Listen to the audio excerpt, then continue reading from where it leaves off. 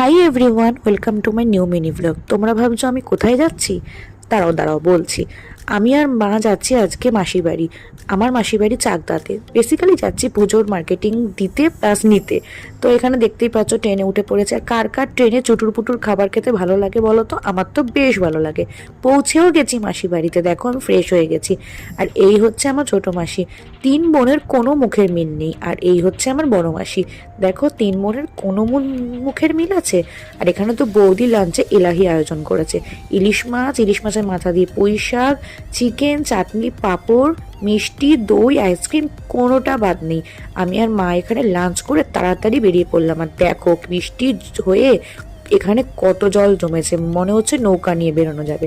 তারপর ট্রেনে উঠে পড়লাম বাড়ি ফেরার উদ্দেশ্যে। না, ওখান থেকে আরেক জায়গায় নেমেছি। কোথায় নেমেছি আর কি কারণে নেমেছি সেটা নেক্সট পার্টে তোমাদেরকে বলবো। টাটা।